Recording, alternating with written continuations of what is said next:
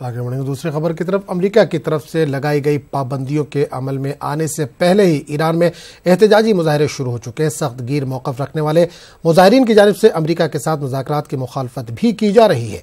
ताकतवर guardian council ने पार्लियामान को एक बिल पर दोबारा गौर करने का हुक्म दिया, जिसके तहत ईरान अक़वाम मुत्तहिदा की दहशतगर्दी की माली मुआवनत के खिलाफ मुआहदे का हिस्सा बन जाएगा।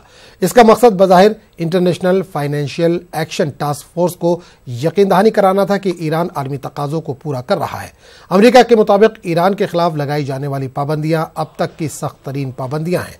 बरतानिया, जर्मनी और फ्रांस और यूरोपीय यूनियन ने एक मुश्तरका बयान में अमेरिका की तरफ से ईरान पर पाबंदियां बहाल करने के इक़दाम पर अफसोस का इजहार किया है। अमेरिकी फैसले के तहत 2015 के जौहरी मुआहदे के बाद जो पाबंदियां खत्म हुई थीं वो दोबारा अमल में आ जाएंगी। 8 ममालिक को वक्ती तौर पर ईरान से तेल की खरीदारी के लिए पाबंदियों से छूट दी गई है।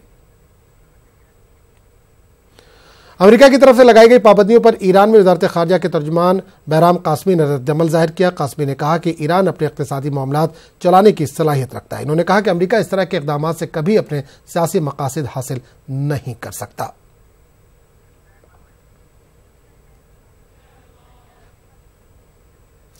हिंदुस्तान ने T20 सीरीज के पहले मैच में वेस्टइंडीज को 5 विकेट से शिकस्त दे दी। कोलकाता के ईडन गार्डन मैदान में दोनों टीमों के दरमियान जबरदस्त मुकाबला हुआ। 17 ओवर और 5 बॉल में 5 विकेट के नुकसान पर टीम इंडिया ने कामयाबी हासिल की। 110 रनों का निशाना पूरा करने के दौरान हिंदुस्तान के इब्तिदाई बल्लेबाज अच्छी कारकर्दगी नहीं दिखा सके। 45 के स्कोर पर 4 विकेट आउट हो चुके थे, लेकिन बाद में बल्लेबाजों ने अच्छी कारकर्दगी दिखाई और आखिरकार मैच टीम इंडिया के पाले में रहा।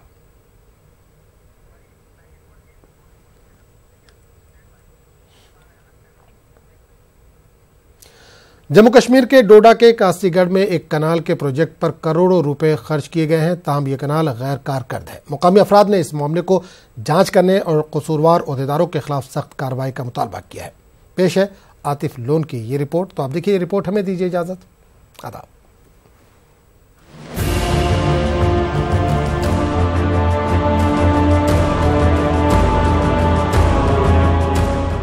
साल 1977 में डोडा जिला के कास्तीगढ़ और इसके आसपास के इलाकों में आपाशी प्रोजेक्ट के तहत एक नहर खोदी गई थी।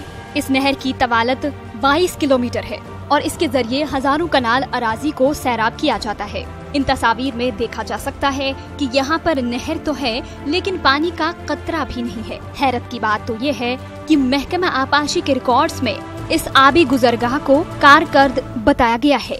मकामी अफराद का कहना है कि गुज़िश्ता 40 वर्षों के दौरान इस नहर के लिए अब तक करोड़ों रुपए खर्च किए जा चुके हैं, लेकिन जिस मकसद के लिए ये नहर खोदी गई है वो मकसद पूरा ही नहीं हुआ।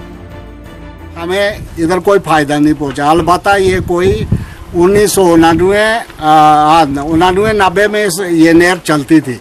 1-2 दफा इसमें पानी आया, पूरे कास्तीगढ़ हेड से टेल तक पानी आया था, लेकिन उसके बाद इसमें पानी नहीं आया। उसके बाद फिर इन्होंने 2003 में फिर पानी चलाया, लेकिन आज जो इसकी कंडीशन है पूरी भरी हुई है, मलबे से भरी हुई है, इसमें कोई पानी नहीं आ रहा है। कई करोड़ों में इसकी अभी तक जो है पैसा यूटिलाइज हो चुका है। तो हम चाहते हैं कि उस पैसे की जो है इंक्वायरी हो, ताकि ये पैसा जो है ये आया और गया कहाँ और काम हुआ है, तो वो काम यहाँ पे 100% कम दिखने में आ रहा है।